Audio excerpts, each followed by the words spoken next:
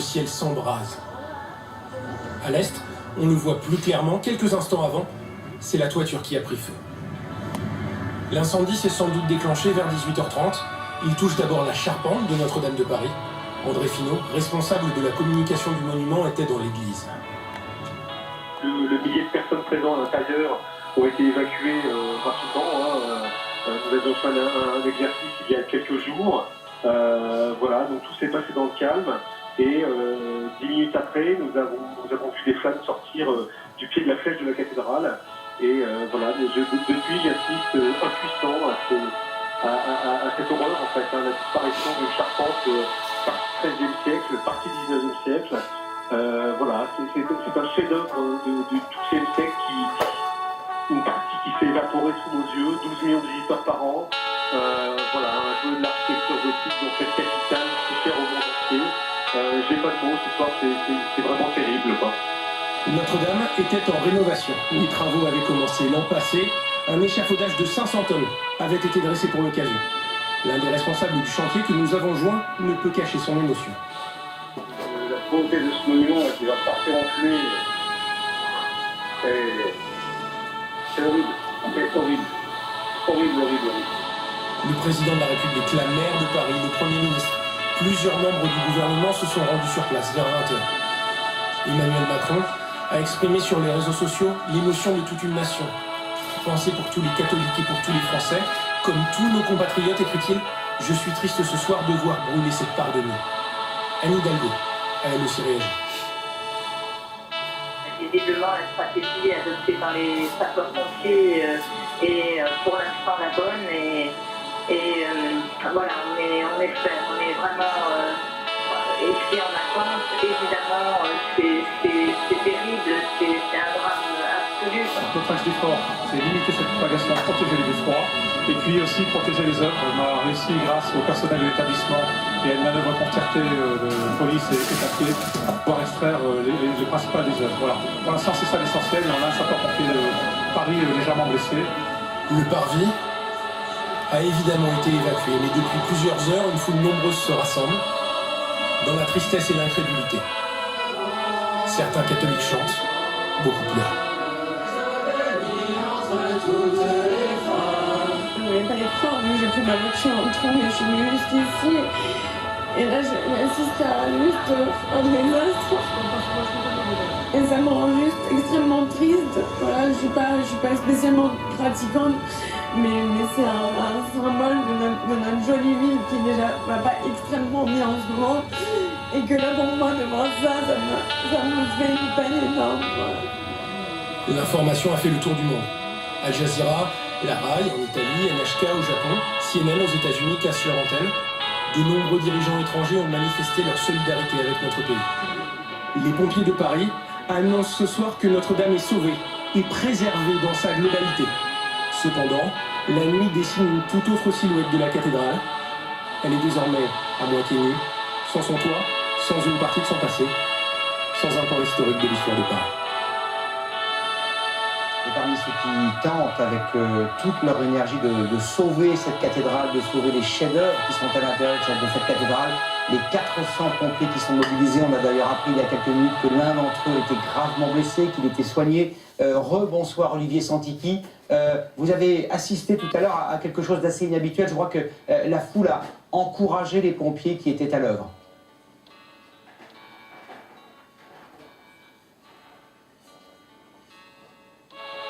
Olivier, vous êtes avec nous en direct. De la foule qui est ici.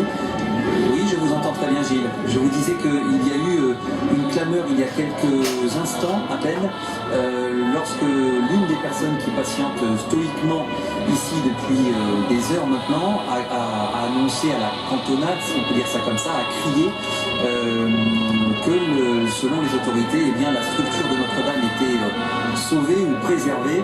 Eh bien, il y a eu donc une salve d'applaudissements et une joie qui s'est communiquée évidemment à toute l'Assemblée qui continue de s'étoffer, puisque François-Xavier vous expliquait tout à l'heure que sur le parvis de Notre-Dame, évidemment, c'était un endroit désert et évacué. Ici, Au contraire, on est donc à 300 mètres à peu près de la cathédrale, au niveau du pont Saint-Michel, un endroit très connu des Parisiens, un lieu de rendez-vous très connu aussi avec la fontaine qui est juste à côté. Eh bien, les gens ont continué, malgré la nuit, malgré le froid qui commence à arriver gentiment, les gens ont continué d'affluer ici. Il y a toujours autant, si ce n'est plus, de mon point de vue, de monde qu'il y en avait tout à l'heure. Et il y a aussi toujours, malgré cette joie de savoir que l'essentiel, espérons-le, est préservé en ce qui concerne la cathédrale, il y a toujours beaucoup de recueillements. Les chants, les prières n'ont pas cessé, ça fait 1h30 que nous les entendons sans interruption. Et puis il y a donc toujours beaucoup d'accablement et de tristesse. Derrière moi, il y a des personnes que je peux interroger. Madame, s'il vous plaît, est-ce que vous pouvez nous dire pour quelle raison vous êtes aussi Je suis conférencière, je suis très souvent à Notre-Dame et on la connaît bien, on la sent et c'est un monument de Paris qui vit pour nous tous. C'est plus de 1 million d'espoir qu'on a laissé porter en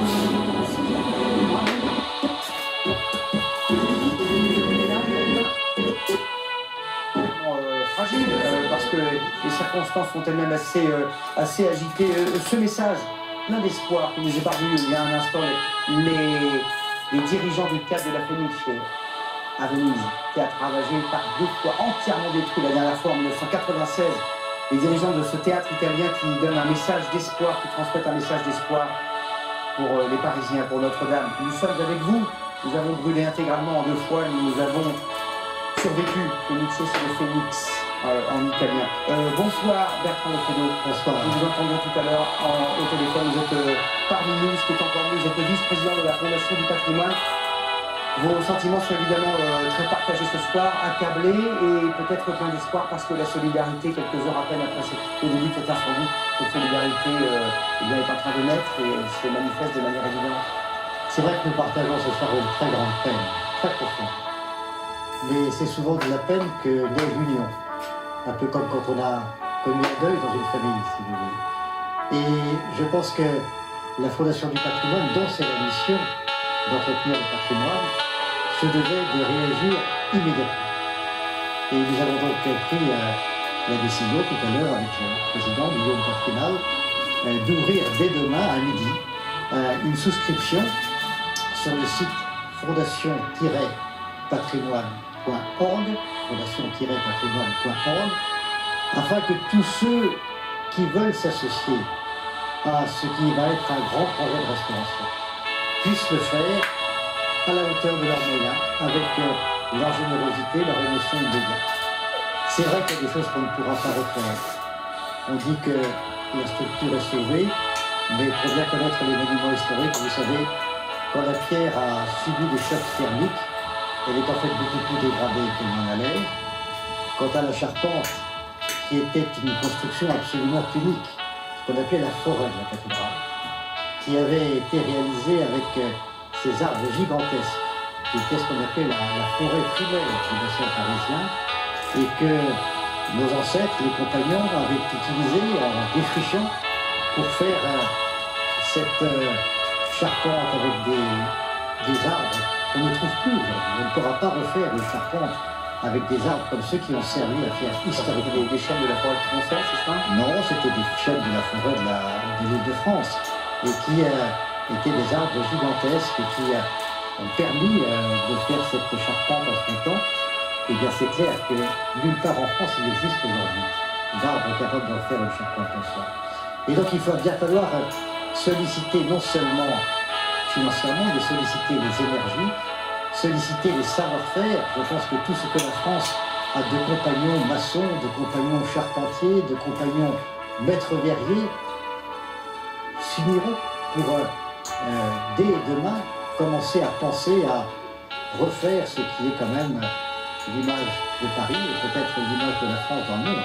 Sur le terrain judiciaire, ça vous concernera sans doute, M. Lefedo, le parquet a ouvert ce soir une enquête pour destruction involontaire par incendie. Ce qui permettra, c'est important, bien avant la reconstruction, de savoir ce qui a causé ce désastre. Il n'y a pas d'autre mot, c'est un désastre, c'est une tragédie à la fois du point de vue patrimonial, architectural et mémoriel.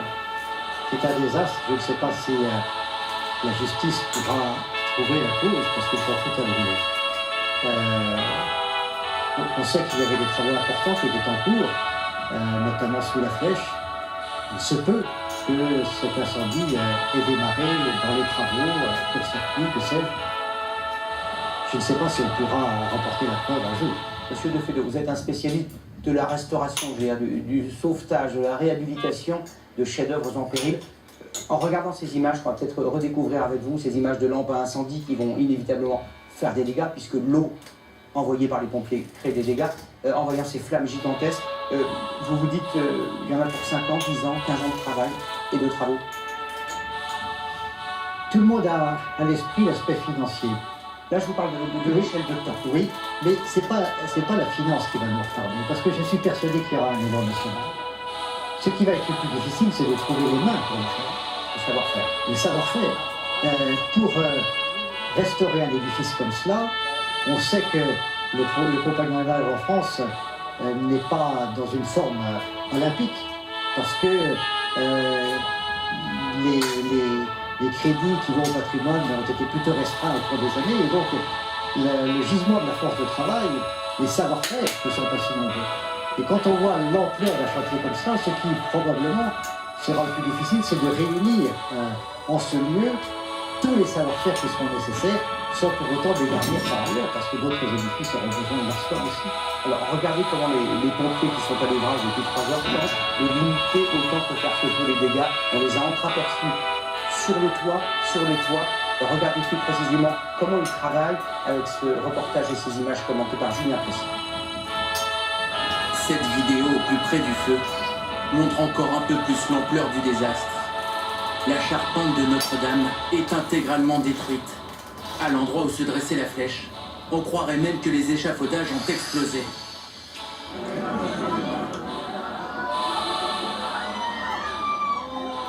Il est un peu moins de 20 heures. Ces passants assistent en direct à la chute du symbole de Notre-Dame, sa flèche. Le feu ravage l'édifice. Depuis son toit, ses amis voient les parties de la cathédrale tomber les unes après les autres. Les flammes sont gigantesques et dévorent progressivement la structure. Quelle horreur! Oh là là! Seulement 1 heure plus tard, les pompiers déploient leur matériel et arrosent les tours à gauche de l'écran. L'incendie n'est pas encore maîtrisé, mais il semble diminuer en intensité. La charpente a entièrement disparu. Voilà pour ces images tournées par des riverains, par des amateurs qui étaient tout près de ce qui s'est passé. Nidou Potros, vous aussi, vous êtes avec une famille qui a assisté à cette tragédie. Oui, en tout cas, une famille qui est arrivée pour constater le drame qui est en train de se jouer encore derrière nous. Nous sommes avec Tanguy et Béatrice. Vous avez tenu à venir avec vos enfants. C'est ça, effectivement, c'est quand même un bâtiment national, c'est un grand projet d'architecture, et voilà, c'était important pour nous de partager avec nos enfants, qui puissent effectivement voir Notre-Dame, j'ai envie de dire, dans ces derniers instants, c'est assez dramatique. Ouais. Vous étiez organisé, vous avez l'appareil photo, vous me disiez également que vous avez pris les sandwichs, vous êtes équipé parce que vous saviez que la nuit allait être courte et que vous aviez assisté à un moment presque historique. On savait qu'en partant à 8h avec les enfants qui n'avaient pas dîné, il fallait effectivement préparer ça, qu'on puisse à la fois profiter du moment, j'ai envie de dire, et puis sans oublier les enfants. Donc voilà, c'est dans ce là qu'on est venu. Et donc vous êtes arrivé, donc il y a après plus de 2 heures, maintenant presque 3 heures. Qu'est-ce que vous avez ressenti dès que vous êtes arrivé, votre premier ressenti, premier sentiment en voyant cette cathédrale encore en feu? En fait, on était époustouflés, c'est quand même hallucinant de découvrir ce monument comme ça. Et puis on a été soufflés par le silence et la prière des gens qui étaient autour, c'est assez marquant. Effectivement, ici tout autour de nous, les gens se recueillent. On a vu certains d'entre eux prier. C'était important, vous, en tant que croyants, de voir toutes ces personnes rassemblées, ces touristes, ces Français, ces Parisiens et autres, venir tous ensemble se recueillir auprès de cette cathédrale. Après ces moments de tourment, là, depuis quelques mois, je dois dire que c'est rassurant de voir que des moments un peu forts comme ça, les gens se retrouvent. le respect et dans l'unité. Est-ce que vous vous demandez, comme beaucoup de personnes, j'imagine, autour de nous, ce qui s'est passé, l'origine de cet incendie? Est-ce que là, pour le moment, vous êtes encore dans cette phase de recueillement? Vous êtes déjà dans l'après en vous interrogeant sur le devenir de cette cathédrale, de comment un tel événement a pu avoir lieu? On est toujours dans la stupéfaction. Je trouve que c'est hallucinant de voir ce bâtiment comme ça. De voir ce patrimoine comme ça, exactement. Voilà, la stupéfaction, vous l'avez entendu, pour cette famille venue spécifiquement pour constater l'ampleur des dégâts. Merci Nivine.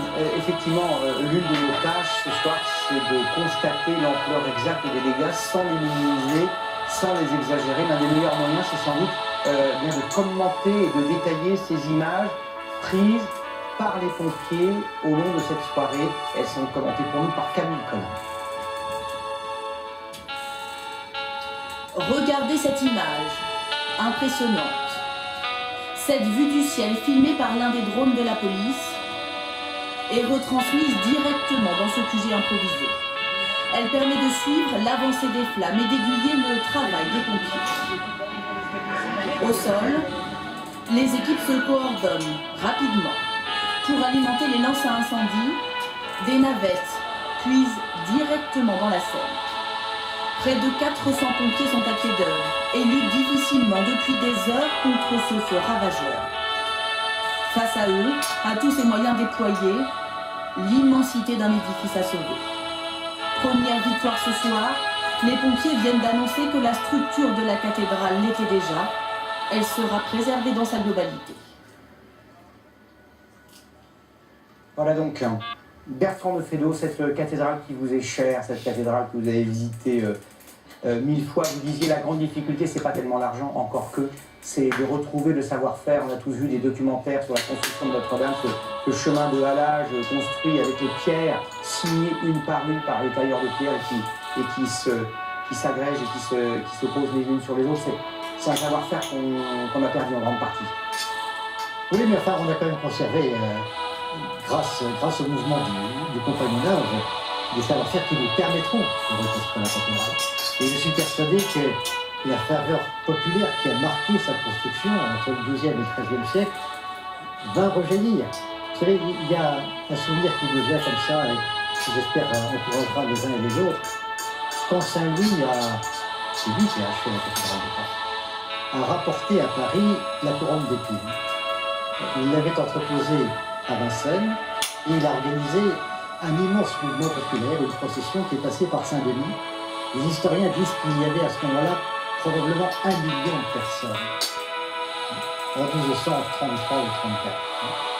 Eh bien, je pense que cette évocation de la ferveur populaire autour de la cathédrale de Paris et autour de ce symbole fondamental qu'est la couronne d'épines permettra à chacun de mesurer ce qui a été endommagé aujourd'hui et combien il faut s'unir dans des temps où peut-être la division nous menace. Combien il faut s'unir pour refaire un édifice qui est une image d'une union à la fois populaire et spirituelle. Alors Bertrand Fédot, quelle meilleure image, quel meilleur hommage rendre aux bâtisseurs de cathédrales que de faire ce rapide rappel historique. En quelques instants, une minute à peine, le génie des bâtisseurs de cathédrales, c'est commenté par Delphine. Avant 1859, Notre-Dame de Paris ressemblait à ça. Puis Viollet-le-Duc érige la flèche qui surplombe la nef. Voici la cathédrale, telle que nous la connaissions jusqu'à ce soir. Monument le plus visité de Paris, il attire chaque année 13 millions de visiteurs. C'est 2 fois plus que la Tour Eiffel. Notre-Dame émerveille. C'est une très belle voisine. Moi, je ne me lasse pas de la regarder. Ces dimensions gigantesques laissent bouche bée. 43 mètres de haut, un immeuble de 16 étages pourrait être construit à l'intérieur. Ces rosaces font partie des chefs-d'œuvre de la chrétienté. La lumière qui filtre à travers les met en valeur chaque jour. Le dimanche, lors des offices, le grand orgue résonne. Avec ses 8000 tuyaux, il est sans doute le plus célèbre et le plus majestueux du monde. En 2013, Notre-Dame célébrait son 850e anniversaire et inaugurait 9 nouvelles cloches gigantesques sous les applaudissements de milliers de spectateurs. Ce soir, on ignore encore si elles ont été touchées par l'incendie.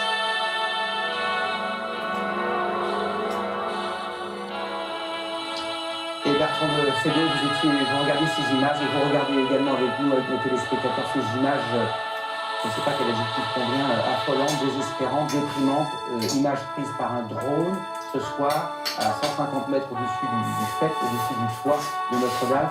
On voit que toute cette structure a disparu, la fameuse forêt composée de chênes, une partie de ces chênes ayant plus de 800 ans d'âge. Tout cela a été détruit.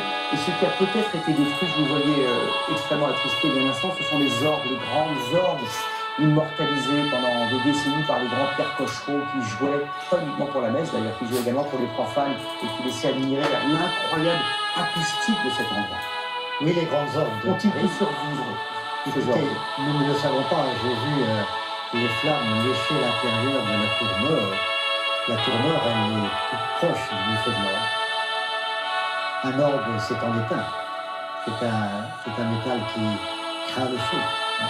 Et il y a fort à craindre que cet instrument ait été endommagé, sinon par les flammes, au moins par le choc thermique. Il avait été restauré au cours des 10 dernières années et entièrement refait. Toute l'électronique avait été refaite. C'est un orgue, vous voyez, sur lequel tous les organistes du monde veulent venir jouer. Et à l'heure actuelle, vous avez 2 ans et demi d'attente d'organistes qui souhaitent venir jouer sur cette orgue.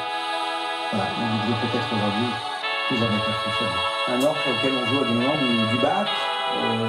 Et beaucoup de compositions également romantiques, franques et contemporaines, puisque la musique sacrée à Notre-Dame s'efforce de maintenir l'actualité musicale de Notre-Dame en passant des commandes à des compositeurs contemporains. C'est un orgue qui est plein de vie.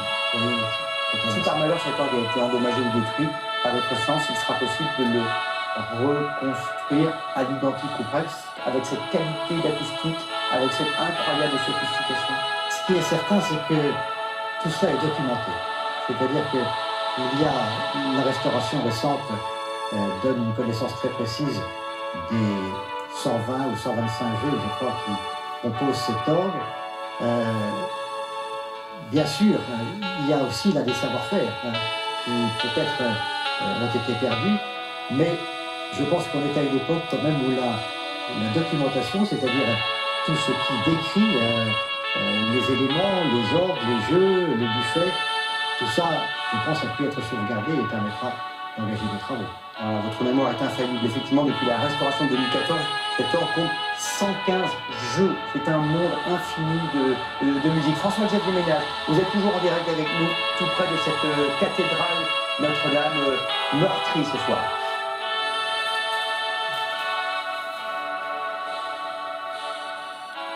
Voilà, François-Xavier Ménage, nous allons vous retrouver dans un court instant. Je voulais me pencher à nouveau vers notre ami, notre collègue Michel Izard. Michel, donc il y a quelques jours, nous sommes lundi soir, il y a quelques jours, nous diffusions un magnifique reportage que vous aviez tourné dans cette charpente à propos de la restauration. Et il y a quelques jours, vous étiez à l'intérieur de cette charpente.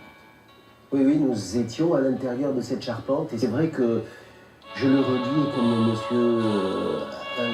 et comme toutes les personnes que nous avons entendues au cours de la soirée, c'est vrai que c'est très, très émouvant de regarder ce spectacle en pensant qu'il y a quelques jours, j'étais là, j'avais la chance et nous avons, grâce au reportage, partagé avec les gens ce moment d'être à l'intérieur de la charpente, de la voir une dernière fois. Je dirais que c'était une grande chance d'être là et c'était aussi une grande chance d'être au-dessus du toit de Notre-Dame, sur cet échafaudage que l'on voit sur les images là, de ce soir. Ce qui est frappant, c'est de voir que l'échafaudage, il est encore debout. Il tient cet échafaudage d'un assemblage de 60 000 tubes d'inox qui montent jusqu'à 52 mètres de hauteur. Il est toujours debout. Et quand on est là-haut, on est au-dessus du toit de Notre-Dame, au cœur de Paris. Et ce qui est fantastique, c'est que Notre-Dame est un peu dans un creux et qu'on voit sur le toit de Notre-Dame comme un encorbellement tous les monuments de Paris, tout Paris, et on se sent vraiment, c'est ce qu'ont répété les gens, mais on se sent vraiment au cœur de Paris et au cœur de la France. Et je voulais vous aider, ainsi que nos téléspectateurs, à mieux décrypter, à mieux interpréter ces images, parce qu'elles sont de moins en moins lisibles. C'est la nuit est tombée depuis plusieurs heures.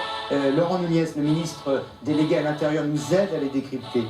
Dans un tweet qu'il vient de poster il y a un instant, il dit la chose suivante. Le feu a baissé en intensité. Les pompiers continuent donc à combattre ce brasier, mais le combat contre les flammes durera encore de longues heures. Donc le combat est très loin d'être fini, même s'il le dit, ainsi que le responsable des pompiers le disait il y a une heure, la superstructure de la cathédrale devrait sortir à peu près intacte, même si elle est un peu et grandement endommagée. François-Xavier Ménage, nous vous retrouvons en direct, vous êtes devant la cathédrale. Oui, avec toujours des centaines de personnes qui sont présentes ici. Pour certaines d'ailleurs depuis plusieurs heures. Deux exemples, des Bretons en larmes qui envoyaient des photos tout à l'heure à leurs proches, qui étaient donc évidemment côté ouest, et puis des Américains en direct sur les réseaux sociaux qui venaient de l'Iowa et de l'Ohio, et qui étaient sidérés par les images qu'ils voyaient. Il y a aussi beaucoup de Parisiens, bien sûr. Bonsoir Frédéric, vous êtes là depuis maintenant 1h30. Quel est votre sentiment quand vous voyez ce triste spectacle? C'est avec beaucoup d'effroi et une immense tristesse que nous avons vu Notre-Dame prier entre des flammes. Et que pour nous, catholiques, qui est un haut lieu pour nous tous catholiques qui sont aussi ce soir rassemblés pour prier sur ce début de la Semaine Sainte, nous voyons ça, nous observons ça avec beaucoup de tristesse. Et je suis sûre que cet événement historique aussi résonne aujourd'hui dans tous les cœurs des Parisiens. Voilà. Un mot sur la reconstruction, vous y croyez rapidement? C'est quelque chose qui est pour vous fondamental ou c'est trop tôt de parler de ça? Je pense que c'est beaucoup trop tôt pour en parler et qu'il va y avoir des tas d'experts qui vont passer et que ça va être des années de reconstruction, que l'église malheureusement sera fermée. Merci beaucoup Frédéric. Et puis on va vous montrer quelques images parce qu'ici, sur le pont au Change, on est en plein cœur de Paris, il faut bien comprendre, derrière cette barrière, eh bien vous avez depuis maintenant 2h30 environ des fidèles, des chrétiens qui continuent de prier. On est à 150 mètres de Notre-Dame. Bertrand de Fédot, je rappelle que vous êtes le vice-président de la Fondation du patrimoine. Comment expliquez-vous, après toutes ces années d'amour partagé pour Notre-Dame, comment expliquez-vous que ce monument soit l'un des plus célèbres du monde? Il est inspiré tant de romans, tant de films, tant de comédies musicales. Comment expliquez-vous que de Oulan-Bator à Lima, on connaisse Notre-Dame de Paris et pas Canterbury ou Reims ou Amiens qui sont également magnifiques? Je crois que la cathédrale de Paris est un peu, sur le plan architectural, une forme de perfection. C'est un édifice qui a été construit à l'apogée de l'art gothique, avant qu'il n'évolue vers des formes peut-être plus exubérantes, comme le gothique flamboyant, le gothique rayonnant. C'est une forme d'expression du classicisme de cette technique qui est encore nouvelle au moment où la cathédrale est construite et qui en donne une expression absolument accomplie. Je pense que les dimensions de la cathédrale, la solidité de ses tours et en même temps l'incroyable légèreté de ses sculptures, tout ça relève non seulement d'une technologie incroyable pour l'époque, dont on a percé les secrets, tous les secrets ou pas?